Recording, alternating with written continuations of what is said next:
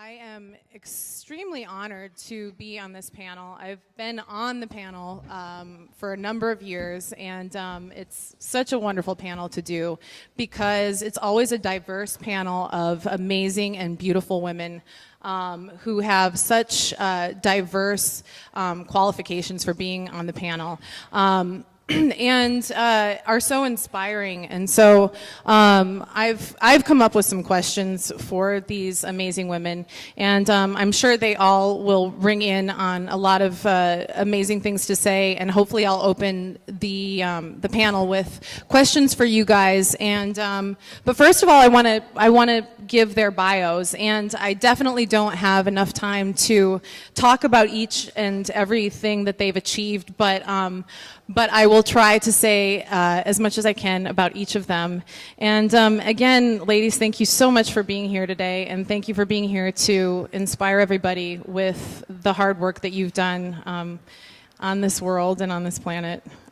Hopefully that didn't sound so cheesy, but I'm really happy to be here. So Shelly Andigan is a director of game studio relations and executive producer at Qualcomm Technologies. Shelly is an experienced executive producer and operations leader. She spent over 10 years in feature film and television with major motion picture studios and independent producers alike. She worked on Marvel's The Runaways, Disney's Jungle Book, and New Line Cinema's San Andreas, followed by many years producing gaming and XR content. She led teams at the forefront of technological advancement in content production at Activision, VR Playhouse, and 3D Paint FX, while also developing and maintaining their strategic partnerships across the industry. As director and game studio relations and executive producer at Qualcomm, Shelly works with the head of their advanced content and gaming group to ensure company leads the charge on creating cutting-edge technology for optimized gameplay and content visualization across the industry. Shelly is an accomplished guest speaker and guest lecturer, educating media professionals of the future. Shelly's most recent contributions to higher education were Gnomon, right. Like the G is silent, sorry. Of visual effects at Emerson, LA, where she lectured on innovative and immersive media. Welcome, Shelly. Thank you so much for being here. Next we have on the panel Lauren Applebaum. And Lauren is the Thank you. Vice President of Communications of Respectability. Behind the scenes in the entertainment industry, she engages decision makers and creative executives to improve the quality number of authentic, diverse, and inclusive presentations of people with disabilities on TV and film so audiences can see people with disabilities as vital contributors in America and around the world. She has consulted on projects with A&E, Disney, ABC Television, NBC Universal, Netflix, the Walt Disney Studios, among others. She also enriches the pool of disabled talent in Hollywood by connecting them to those who can assist with their careers, both on the creative and business sides of the industry.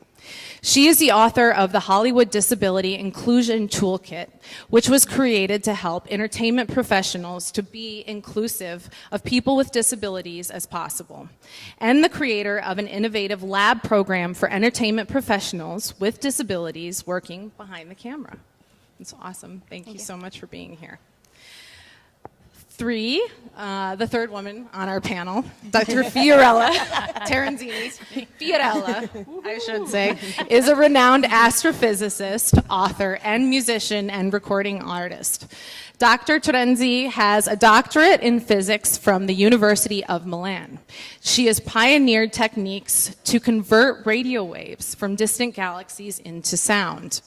Released by Island Records on her acclaimed CD, Music from the Galaxies. Her award-winning CD-ROM, Invisible Universe, weaves astronomy and music, science and art into tapestry for the senses. She has appeared on CNN and in the Wall Street Journal, People, Time, and Glamour. Dr. Terenzi's groundbreaking video for fashion designer Ermenegildo Zegna. Thank God she said that. That was much more beautiful than I would have said it. Men's collection was described by the New York Times as Zegna. Xenia's very big bang and her high energy show, Let's Get Astrophysical, Oh, yeah.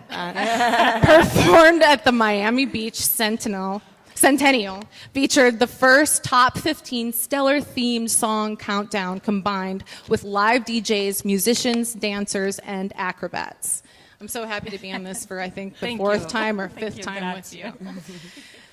Terry Hurlbut serves as Vice President and Executive Editor for ABC News Digital, overseeing the editorial operations of ABC News Digital, 538, and GMA Digital.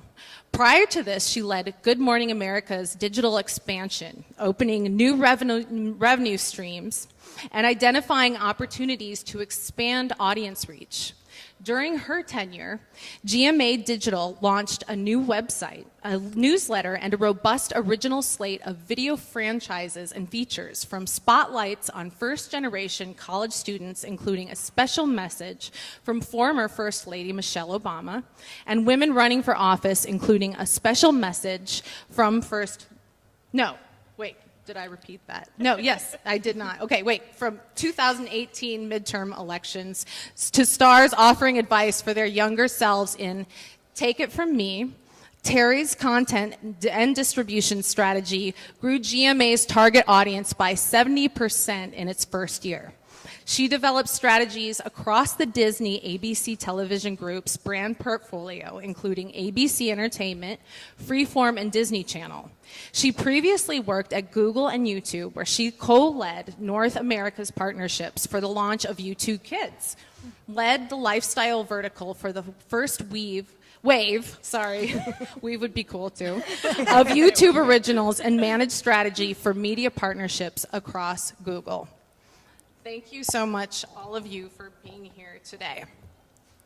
So I guess the first question I want to ask you, and all of you being so diverse, you all have a very different answer, is what led you to go after this field that you're in now? Let's go ahead and start with you. So I started in the entertainment industry at a very young age, about 5 or 6 years old, when my uncle gave me my first camera, and I fell in love with taking pictures. From there, I actually studied various elements of multimedia, photography, digitalization as it became more and more prevalent. So, for me, it was ingrained at a very young age, and I was fortunate to go to a school that actually had a special program for that basically paired with University of Hawaii. That's where I'm from. And so it started from a very young age, and for me, pursuing this is, it's a little bit more than just, getting into be a star, go to Hollywood. But for me, it was more about storytelling for those who have underrepresented voices. And I felt that I was just built for this. So, yeah. Thank you. So I have two different paths, one to the entertainment industry and one to disability representation.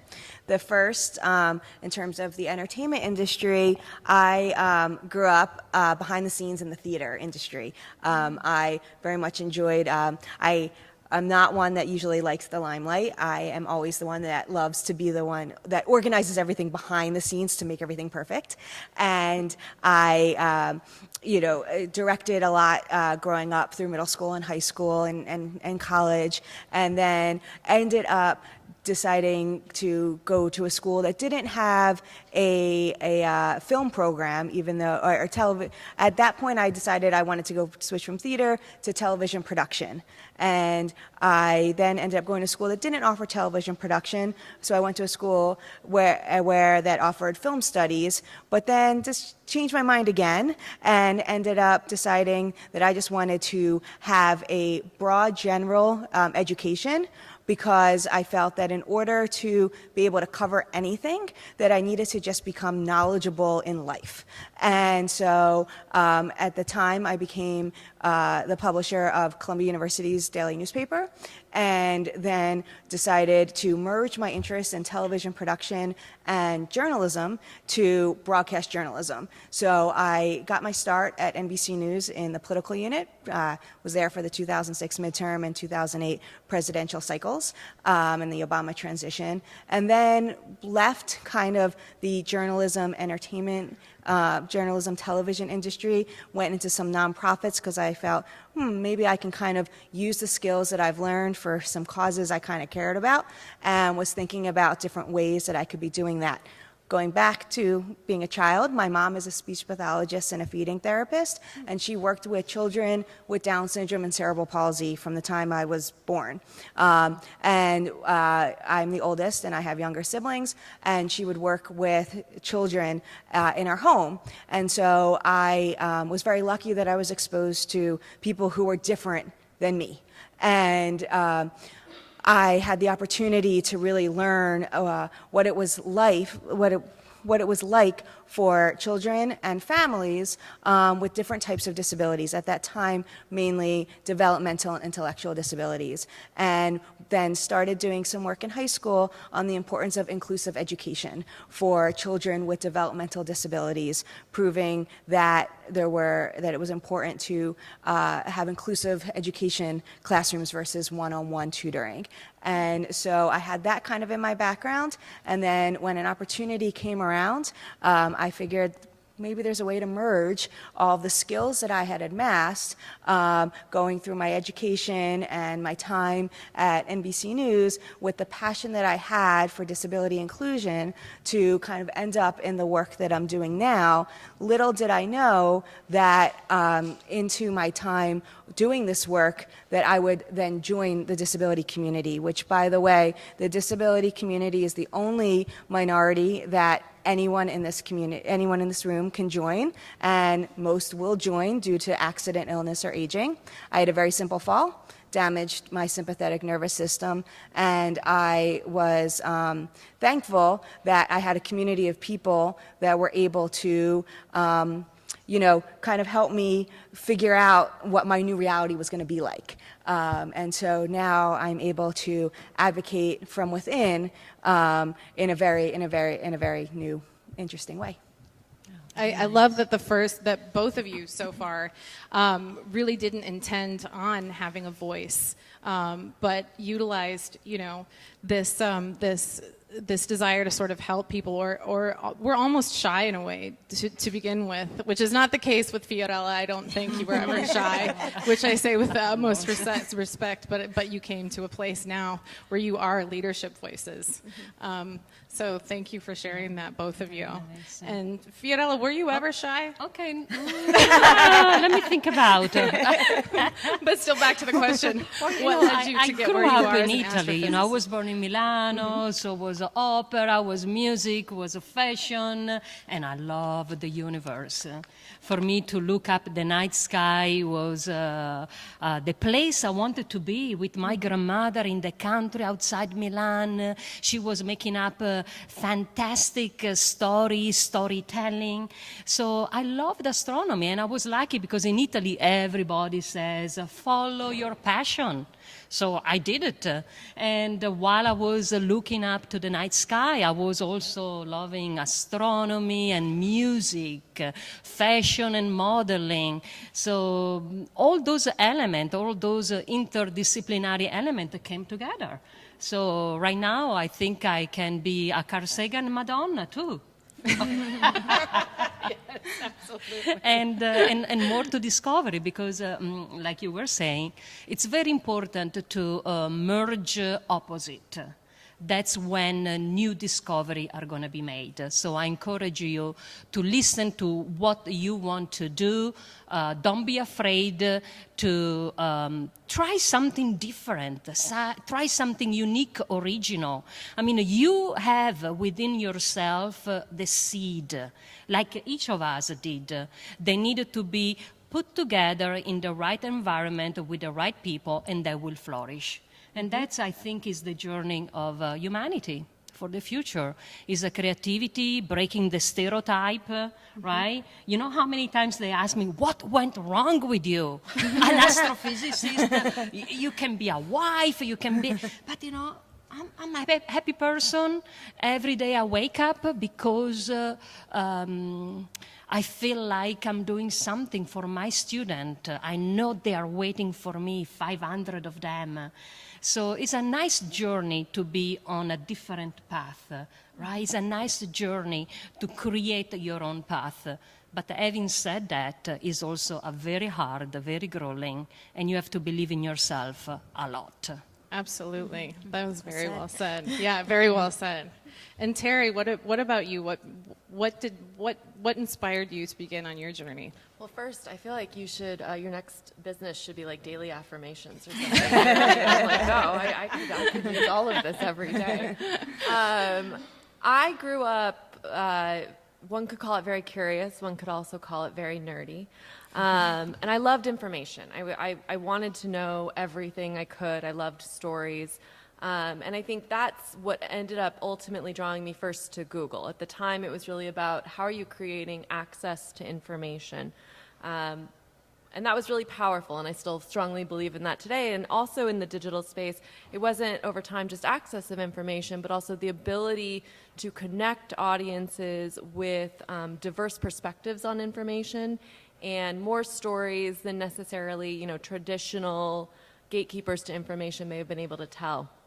And with that in mind, you know, that's kind of how I found my way moving from the platform side into the content side at ABC News, where again, the focus is really fundamentally about how do we get information that people need to them.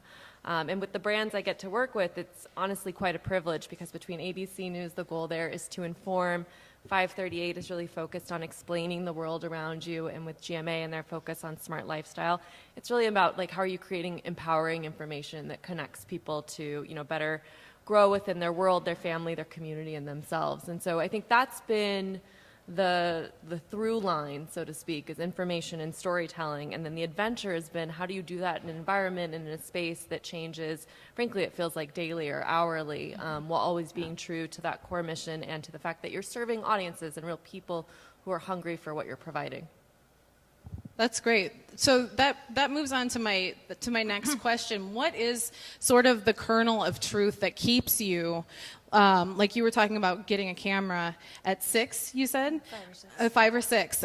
What is that kind of kernel of truth that, you know, showed up in your childhood or, you know, maybe showed up in your teens or you know, a commitment to news or getting the truth to people or something like truth that pushes you every day to sort of fight, you know, to keep you to be a better and stronger woman or keeps you in this field to keep accomplishing? What is that thing that drives you every day to wake up and be more and push more? That wasn't in the questions that I gave you guys, so you know, not to put you on the spot, but it just. Sure. I mean, I think for me, it really is, you know, it's the fact that you know you're serving people with something they really desire. I think, you know, in this particular environment, people are hungry for information. They want to feel engaged to the world around them. They want to really understand how to make sense of everything that's going on in the world. And they want to do it with brands and people they trust, and they want to do it in devices and ways of storytelling that make sense to the world they live. So for me, that's the core mission. And then it's also really exciting to realize like we're doing that, you know, on mobile in spaces where there isn't necessarily a huge tradition of storytelling, so we get to be really innovative and at the same time really being thoughtful about the perspectives we're representing and diversifying the different storytelling we're doing. And that's just, it's humbling, but it's also incredibly exciting. Yeah. Well, I've been serving approximately 20,000 students. I did the math last day approximately through my hand. Every single day I face, you know, they are college students. They are taking introductory astronomy. 20,000 Yeah, 20,000, yeah, in a couple, almost 2 decades of teaching. Right, and for people who don't know you, you are a teacher Yeah, at at the Florida International University in Miami. So I teach astronomy and physics with calculus too for a doctor and so on, and engineering. There is a big lesson from the universe that is always in constant change. So I do try to remember that. I'm serving young people. I need to be in constant change. I need to have the latest technology. I need to incorporate a new, and I cannot be afraid to make a mistake. So what? It didn't work. I try something else. So what motivates me, it's really a constant evolution. And it's not like wow, I got it right away. It's every day a minor adjustment. Every day I'm a little step forward, trying to incorporate what I was telling you before, this opposite. You may be wondering that storytelling and performance art has nothing to do with traditional science education, right? Instead, I was able to combine, again, this approach with astronomy. So I created, instead of calling Astronomy 101 or Astronomy 2003 boring name, now my students take Let's Get Astrophysical, right? Imagine the enthusiasm. I feel like a director of the enthusiastic student. They're walking in class, wondering, what are we going to do? Sure enough, we are going to write a space opera. With what? Neutron star, black hole, pulsar, and supernova. And they create everything. Because I don't want them to sit down like you're doing right now. When you sit down, especially in your early 20s, your energy, your creativity implodes on yourself. This is a body that is meant to be used. So one set of the lecture are in a classroom, but the second set is in a performance studio. And we have all students having different talent. Again, there is nothing wrong with failing, try, experiment.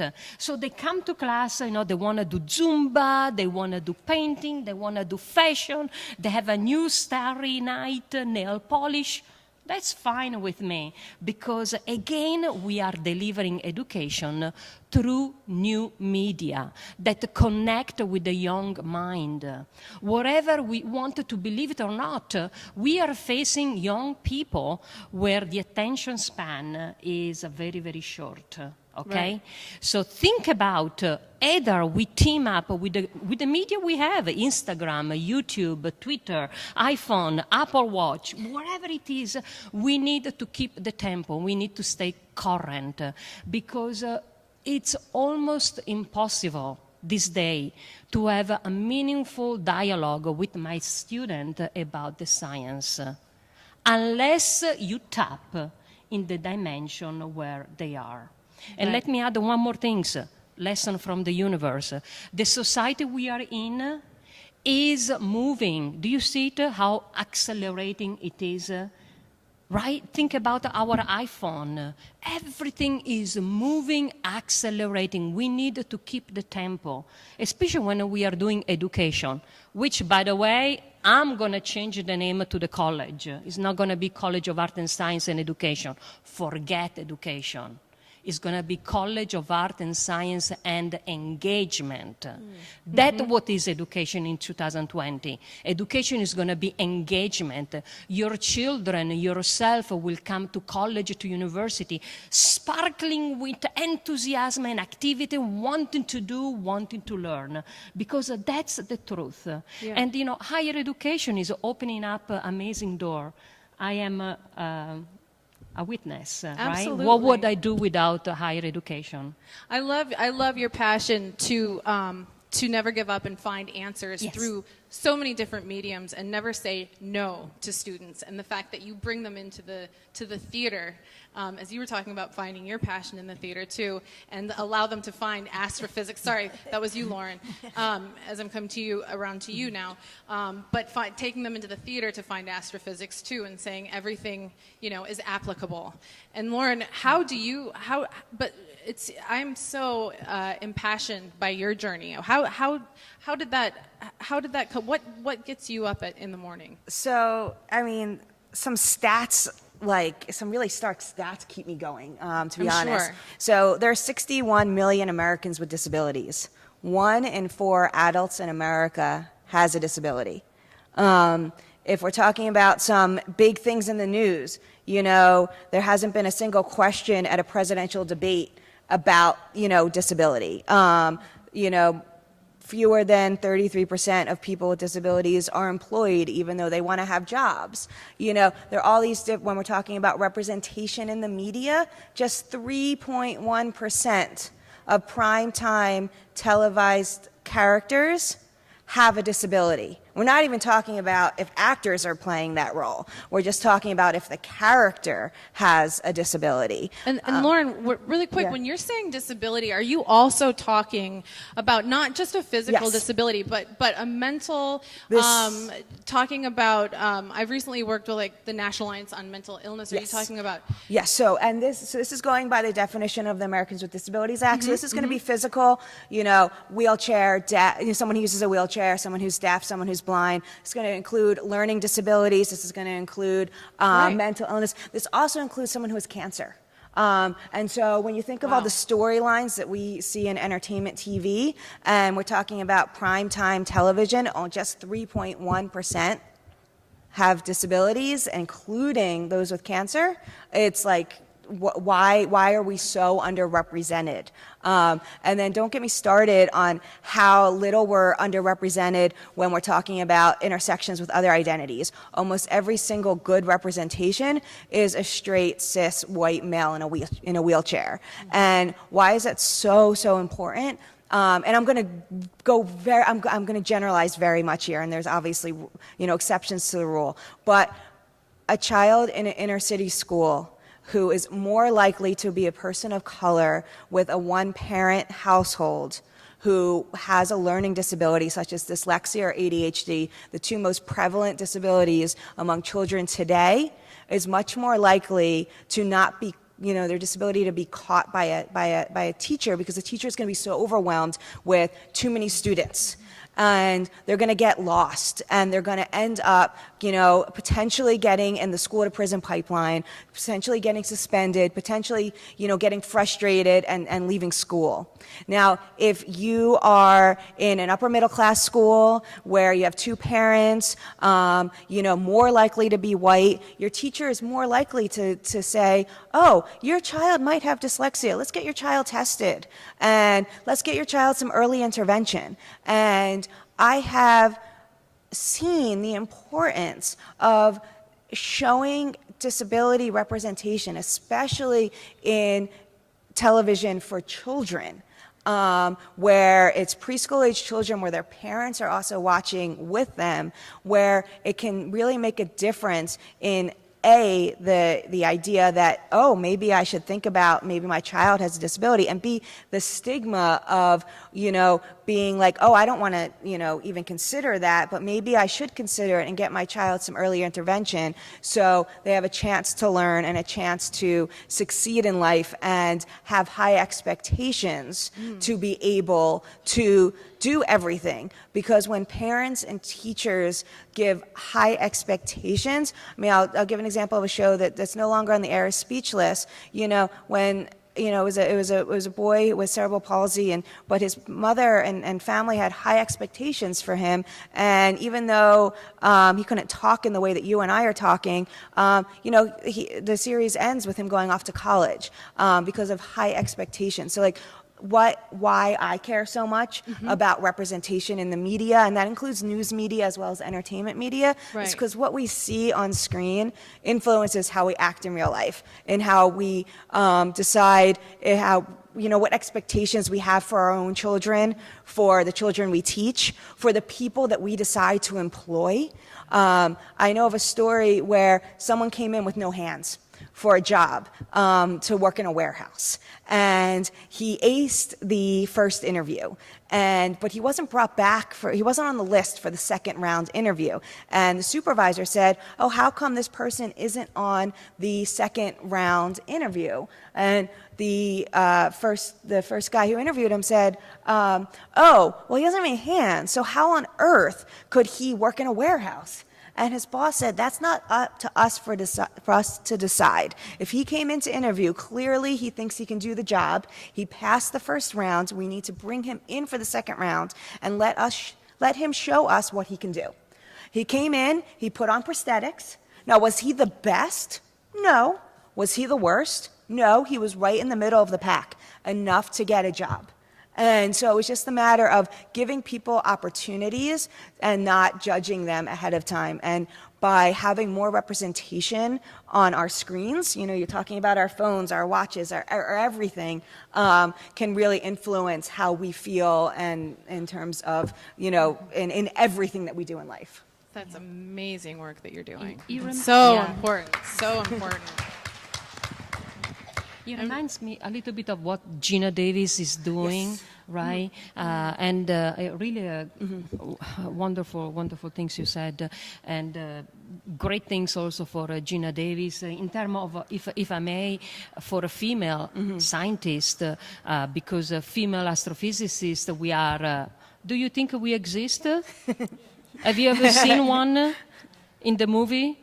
Maybe we are extremely underrepresented, and our young children need to see that you exist, they exist. So absolutely, and Yeah, that's wonderful. we've had Thank you. underrepresentation, all the stereotype that have to be shattered. Italian stereotype, what a scientist look like. This is something we cannot keep on carrying with us. I've personally benefited a lot from Gina Davis and Manilyn Donato. They've kind of taught me and mentored me a lot because we are a very baby organization. We're only 6 years old. And so they actually just have a new study that came out in children's television where they've reached gender parity in terms of 50-50 representation in terms of female characters. And in that study, and I am very thankful that they are also tracking disability representation, it's very, very low, just around 1%. But they found of that 1%, more than 30% are killed. This is in children's TV for ages 2 to 13. The disabled characters are killed. Incredible. So that brings us to my answer. Yes. on a light note. No, it's okay. It actually does lead into my answer a bit because, like I mentioned earlier, one of the things that pushes me and drives me is being able to bring underrepresented voices to entertainment and to those who are in leadership. I come from Hawaii, like I mentioned. Yeah, I was going to ask also how that tied into, because you seem very impassioned also about coming from there and how that affected. I'm not quite sure. Go on. Sorry. It's okay. Yeah, It's okay. yeah. So colleges don't necessarily scout in Hawaii. It's a little far for them to go. Some of them do sometimes, but I applied completely without even seeing my college campuses, all of them. Wow. Yeah, and so I did get accepted to a few, but my alma And was mater that accepted mainly me. because of, well, I'm sure distance ends. Was it also because of economics in your case? I mean, I'm sorry for asking No, it's that, okay. but I'm just curious, Yeah, for me, how students who grow up in Hawaii are affected. yeah, I and mean, kids who, the rest of you most likely were able to just hop in a car and drive to whatever campus you wanted to. That's not the reality for those of us who are overseas, Right. literally Right. overseas. Those of us who are in Hawaii, in Hawaii or in Puerto Rico or Guam, places like that. It's very few and far between that you have access to these things. I was fortunate enough that Syracuse University had a website, and I was able to eventually download their application and send it in. Now this, I might look young, but beige don't age. This was at the time where internet was new, okay? So that was a really big thing for me. And besides the cultural, there's also my family. My family had a few people go to college, but I was the first that I know of who went to a university. So that's a big thing. Wow, that must have been scary and very, very intimidating. And to go But across exciting. the country. Yeah, and at that time, I mean, we're virtual. You did a virtual tour of a college campus of the virtual tours. Oh, it wasn't even a virtual tour. It was Okay. just like, oh, there's Pictures. a picture. Great, I'll apply. It's a real place. You know, and besides all those things, I am actually one of the people that you mentioned who has a disability, but I have invisible disabilities, and we're even less represented.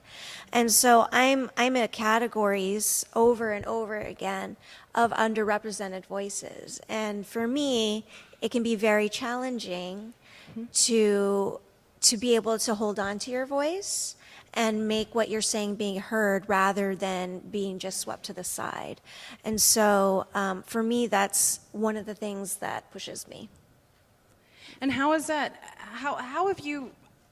Curiously, how have you spread that on so that you have made voices heard? I mean, obviously you have, but how do you share that with other? How do you make other voices heard?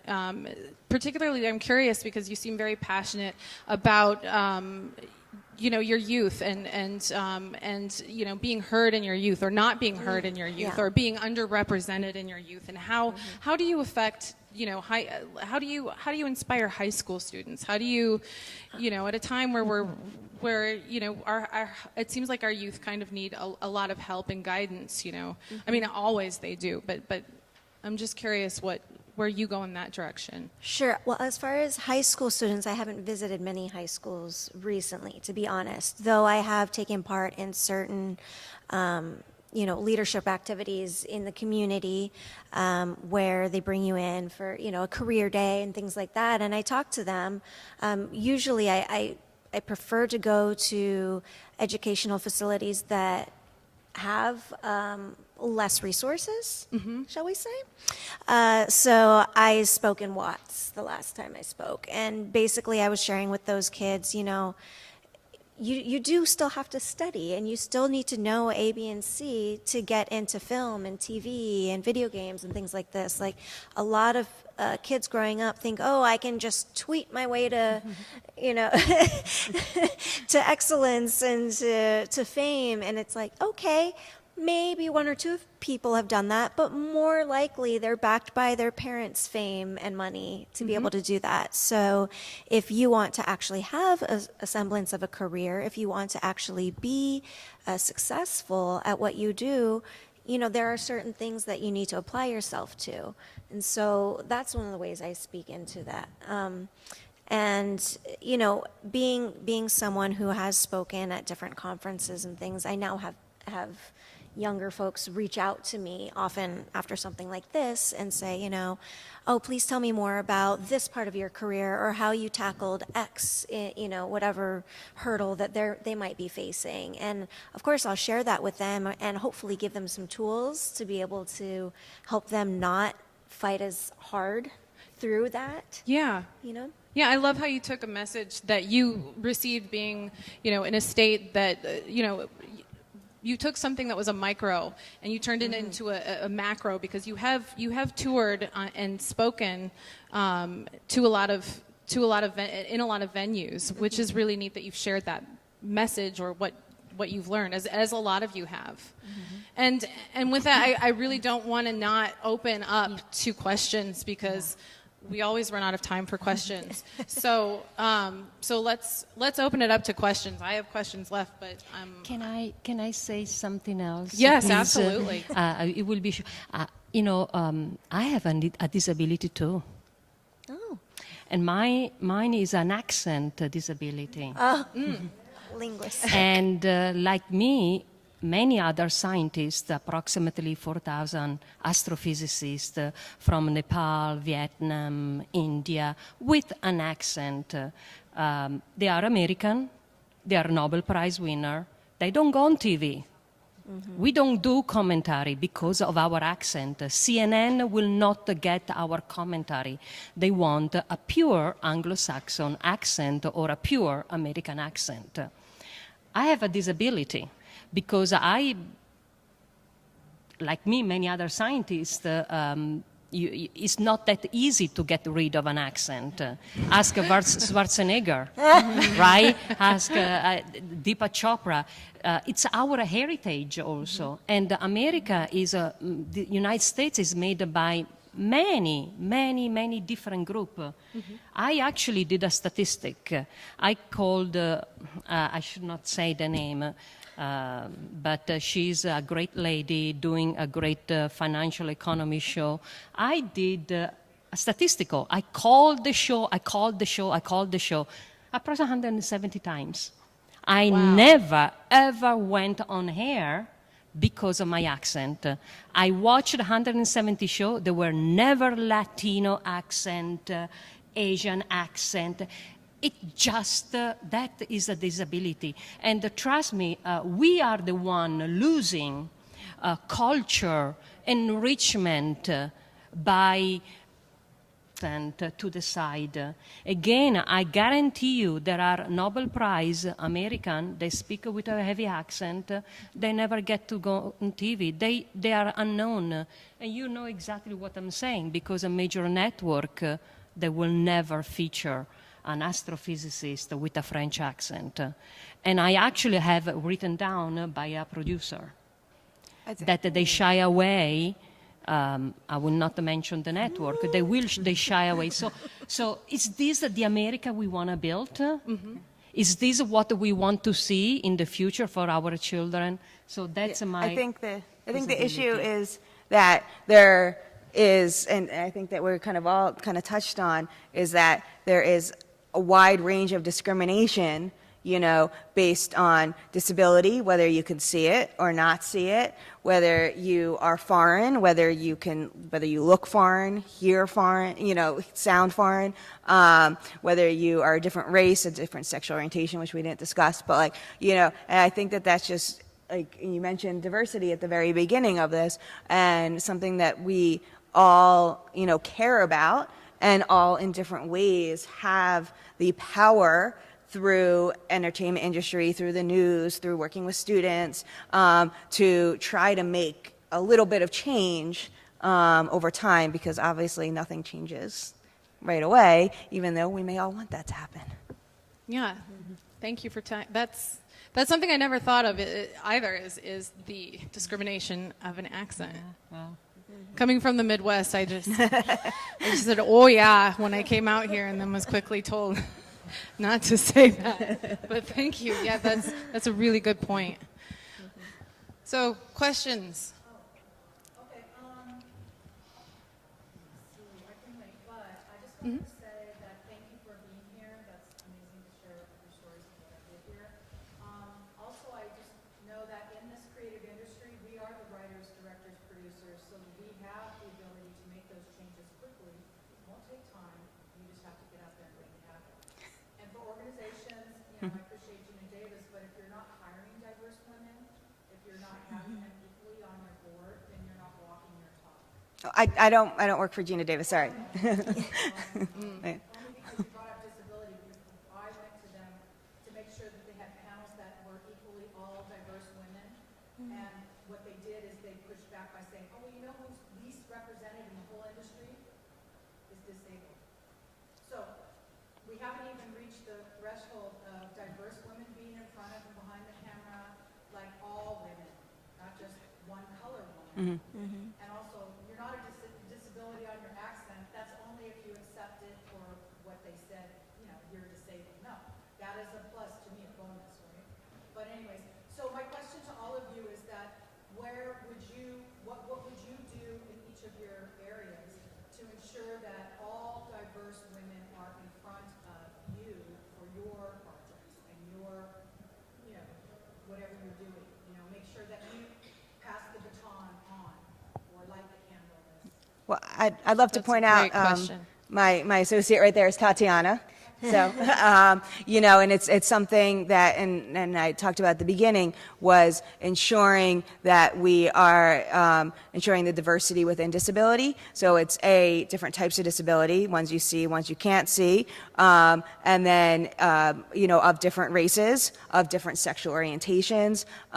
In fact, and we didn't touch on this, but the biggest intersection is 30% of people who are LGB also have a disability. And obviously you can be any race, any gender, and have a disability. And right, and so that is something that that we focus on. And you mentioned before a lab program that we ran this past summer that was specifically for writers, directors, producers, animators, cinematographers, et cetera, all with disabilities. And it was a range of disabilities, and it was a range of races and sexual orientations and all the other types of diversities as much as we possibly could do. And it was all individuals who had trainings. They went to USC Film School, for example, or they had internships at the major studios who could step into jobs the next day. And they were all hosted at major studios, including Disney, NBC Universal, Paramount, Sony. And so we're, just like others are trying, we're putting forward people to make it happen, but it does take time, unfortunately. Terry, I'm kind of interested to see, being in and on the news subject and on the news train, what your thoughts are on this. I'm going to totally just put you on the hot No, spot. it's fine. No, it's really important. I think, from both for the work I do in digital as well as ABC News overall, it's really important. We're not representing our audiences if we're not fully representing their lived experiences and the challenges and the aspirations they have. So within digital, we've, on the GMA side, really focused on different lifestyle perspectives. So we've done, you mentioned this in my bio, but we launched a series about first-generation college students and what are the unique challenges they may be facing. We've actually really, interestingly, doubled down in our beauty and fashion coverage and really thinking about how are we doing that where it's inclusive of all hairstyles and makeup shades and body size, and so really trying to take that holistic approach. And that's on the content side, and then we do a lot of criminal justice reporting, and things that we appreciate impact, different parts of our audiences differently from one another's, and trying to make that understandable and approachable. I think also, we focus a lot on our pipelines. How are we really being thoughtful about reaching journalists and helping grow their careers from a lot of different backgrounds, both on camera as well as behind the camera?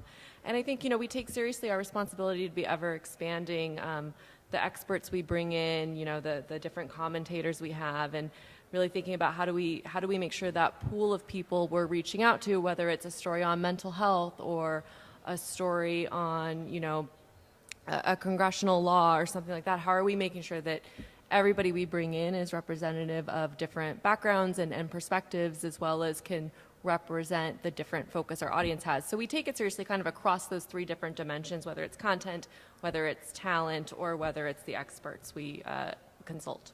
I want to say too something that I think is sort of is really great about the country that we're in too, and weigh in on this is as far as beauty is concerned and plus sizes, how far we've gone as with women and the plus size models and versus in Italy, for example, where I think. I'm going to get myself in trouble here, but probably, seeing some of the modeling sizes that are still prevalent on the runways, and this isn't just a women's question, it's also a men's question, but, in Europe versus in America, where we're far more accepting now of women's sizes, just as a women's panel, is that seems like we've gotten somewhere too, with that and our acceptance of different plus size models. That's my aside for for whatever that is worth. But is that considered also is weight considered discriminatory too, in a sense? And I think absolutely. A lot of people like to discuss how we. I think there was actually an article recently about. I forget what they called it, but basically how people are biased against fatness. On the other end of that spectrum, I think that people forget that skinny people are people too. And I was actually a very, very skinny child. Like my doctors thought I was anorexic or bulimic or both until they actually saw me eat. And a lot of people up until now comment on my body size and my body shape, and they see no problem with that. Whereas they might go up to someone larger and they would never say something like that. If they did, everyone would be like, oh, boo, hiss. But for some reason, it's okay because I'm smaller. That's something we should ask ourselves too. You know, is it okay to comment about people's bodies? In general, probably not. You know, unless they invite you to do that, you might want to keep your thoughts to yourself. You know? Yeah. Amen to that.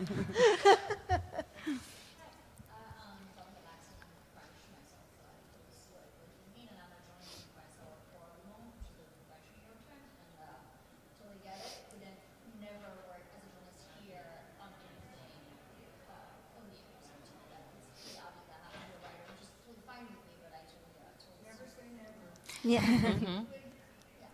I get it. When in other countries, having an accent being different is valued. Here, it's more like, yeah, you're foreign, you don't speak perfect English well. Yeah, that's my second. Imagine in Europe with Germany, France, and Italy, if we don't put on TV a German that speak Italian with a German accent, it will be a revolution.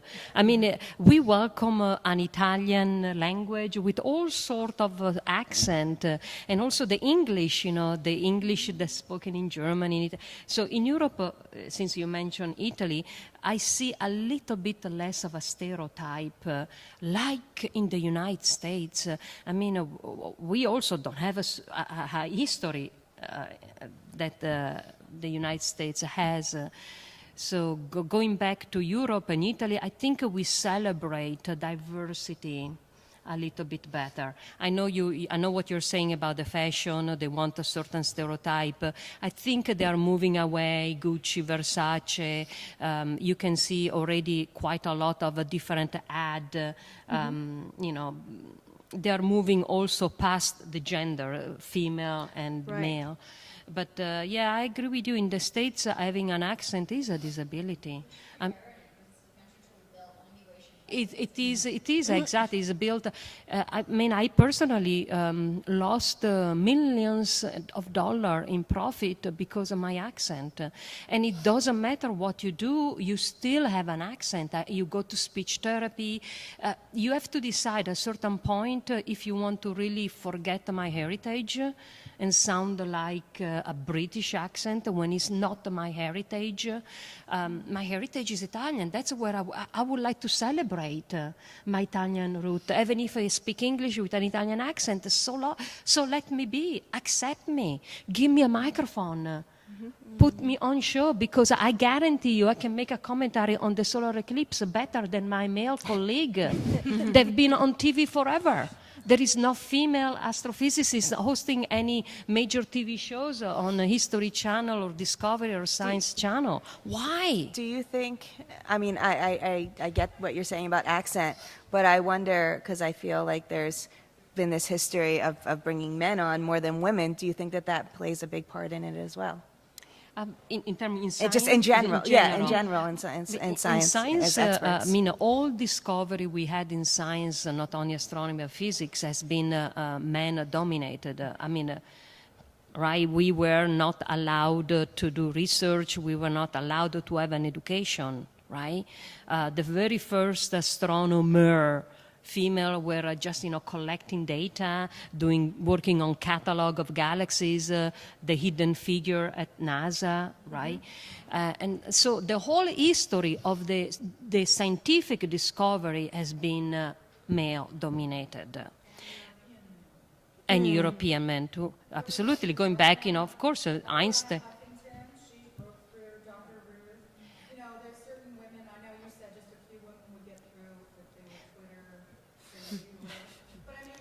But a few examples, is not the norm. Few examples, few of us, we can move forward to the future a little bit. I dedicated my own life to education.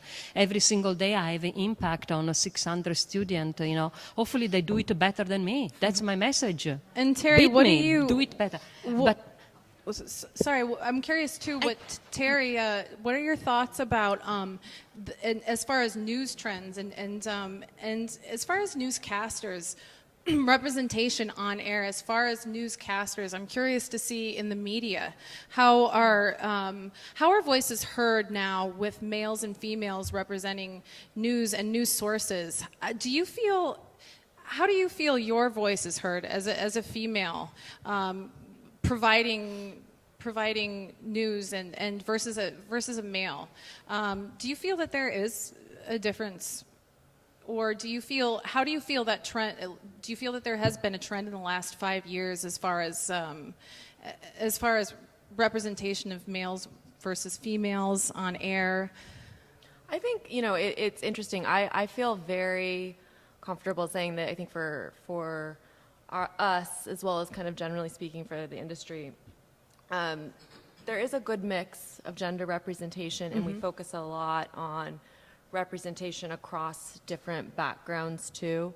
You know, I honestly, some of our, you think about just all our different shows on broadcast, it's a crazy fun group, right? Like you have David leading the evening, you have Michael and Robin and George in the morning, you now have like Kiki and Michael and Sarah, and then you have the amazing women of The View. Like it's a really fun mix of perspectives and gender and like personality.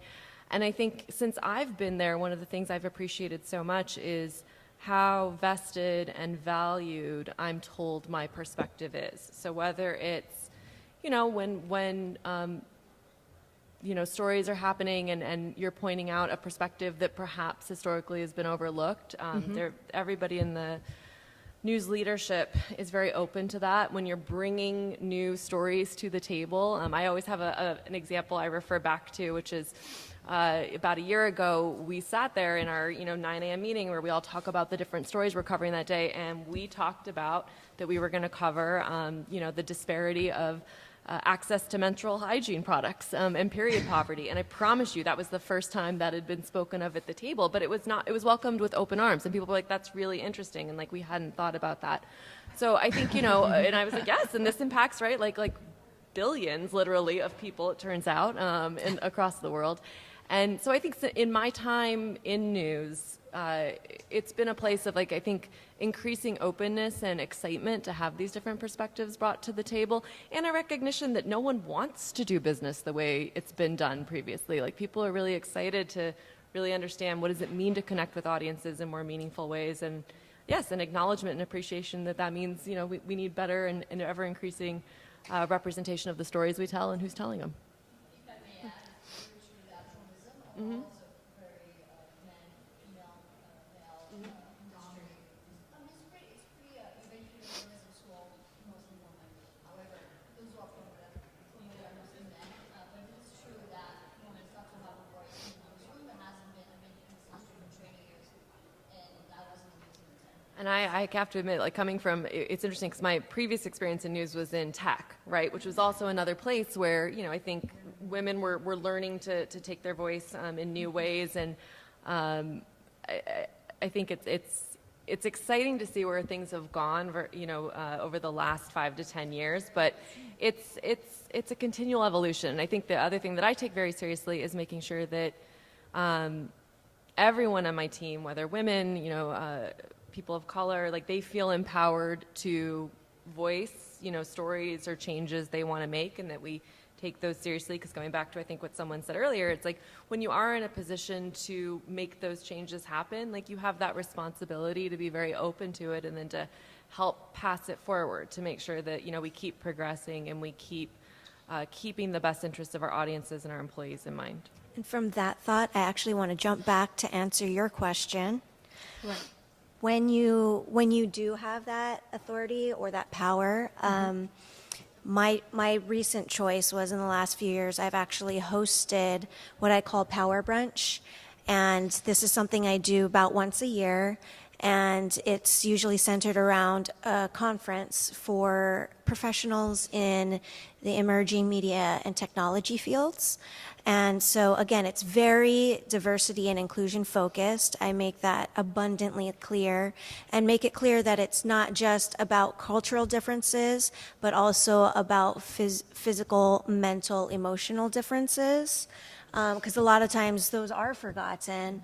And so I actually hosted that this year. Power Brunch was at E3, and it went off without a hitch. And basically, it's a chance for established leaders to meet up with up-and-coming leaders in the field, and that way they have a support system. Because if you just say to someone, "Oh yeah, you know, go try harder, go do what that guy did," well, that's not really helpful. But when you actually put them in the room together and you say, "Oh yeah, she's been doing her best at school or whatever, and, leading this or that or the other thing, or, news broadcasting, or, did this project," and then you put her next to somebody who has actually excelled in that field, then that enables that person to even in a much faster and more tangible way be able to rise up.